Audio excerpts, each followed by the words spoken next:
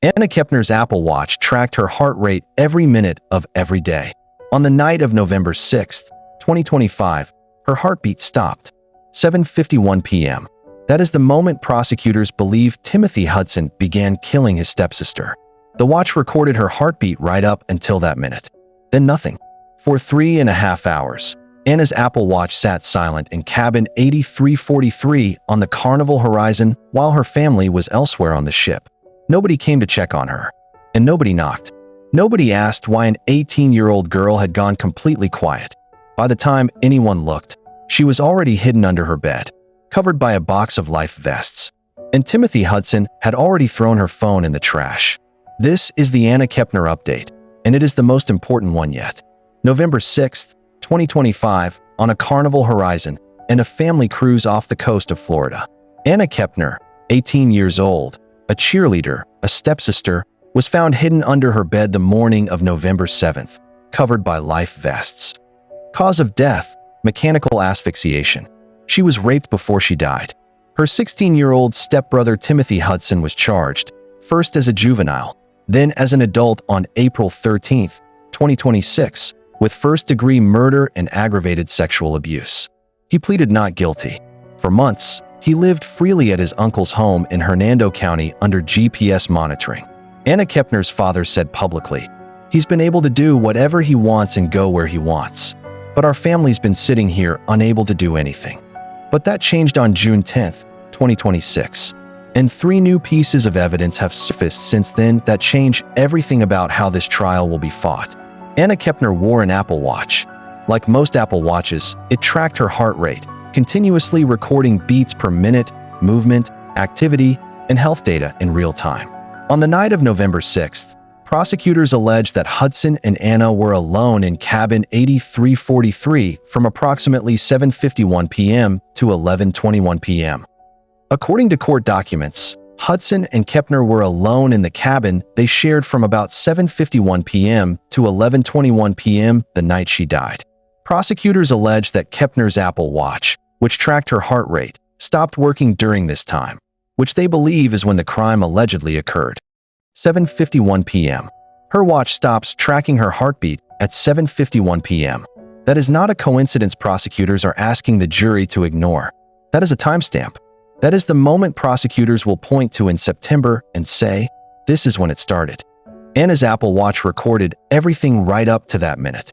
Then it went silent.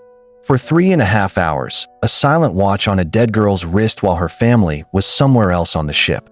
Not one person knocked on that cabin door. When the FBI processed the evidence recovered from Anna Kepner's body, they tested DNA samples from 2 sources. The first was from Timothy Hudson.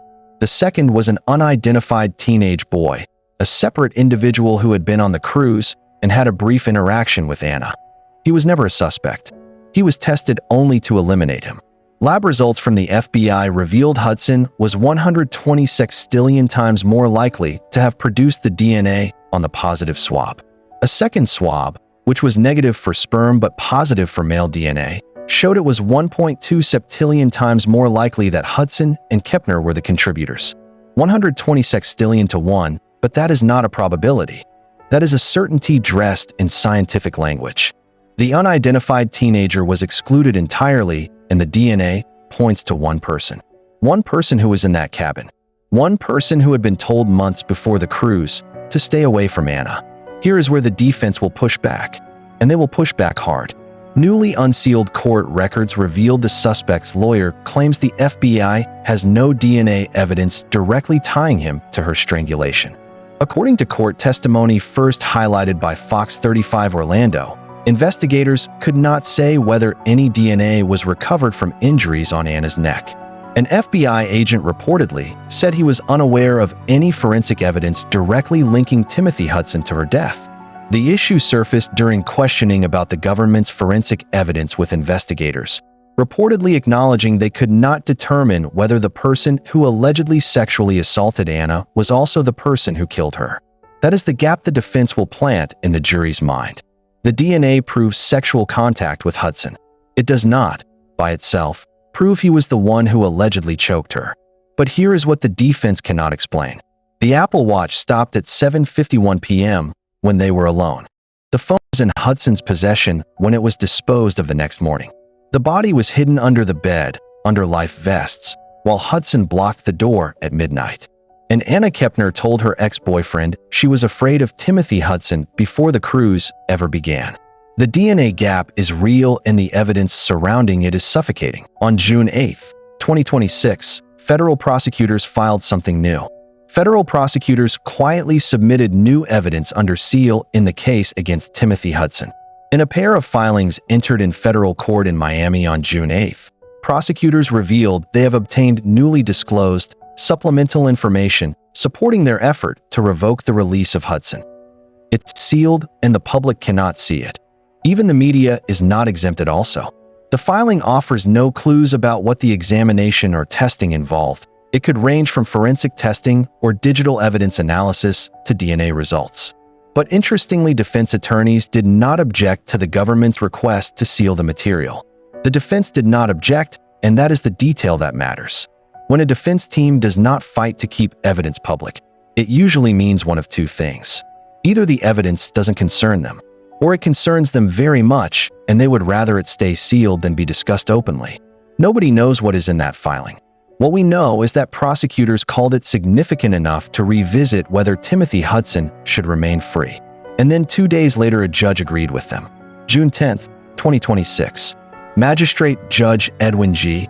Torres ruled that Timothy Hudson was no longer subject to rules regarding juvenile detention. The government has established, by clear and convincing evidence, that no condition or combination of conditions of release will reasonably assure the safety of the community going forward, Torres wrote in his order. He was ordered into the U.S. Marshal's custody immediately. Torres ordered Hudson be handed over to the U.S. Marshals Service and then transferred first to Citrus County Jail and then eventually to the Miami-Dade County Metro West Detention Center by no later than July 10th. Anna Kepner's father had been publicly demanding this for months. He told the Daily Mail, "He's been able to do whatever he wants and go where he wants. But our family's been sitting here unable to do anything." He was finally heard. Torres also expressed concern that other minors were living in the same house as Hudson, writing, "The natural response, removing him from contact with vulnerable household members, points to detention, not a condition short of it." The judge was not just concerned about the community. He was concerned about the children living under the same roof as a teenager charged with raping and strangling his stepsister. That concern should have been raised months ago, but it wasn't. FBI agent Andrew Del Valle testified on June 8 that Anna Kepner's family confirmed she never let go of her cell phone, that it was always with her. Shortly after Anna's death, FBI agents could not find the device anywhere inside the ship. However, they searched for the lost and found, and finally discovered the device, badly damaged, in a trash can.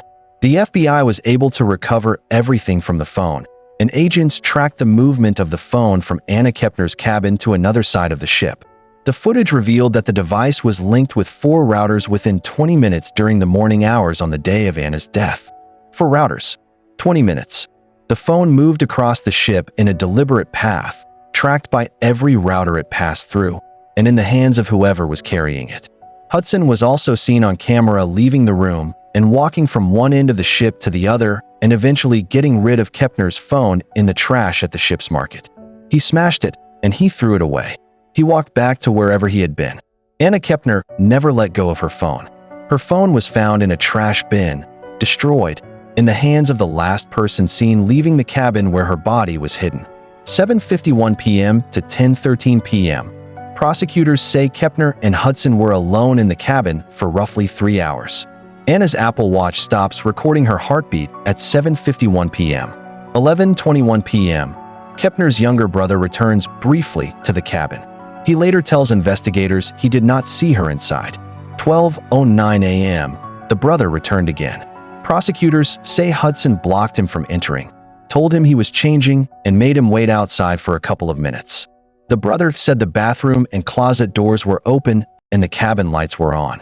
The lights were all on. The brother said it was weird. He waited in the hallway. He went to bed and he didn't see Anna. Morning of November 7th. Prosecutors say Kepner's phone, which was missing from the cabin, was tracked by ship Wi-Fi and router data moving along the same path as Hudson.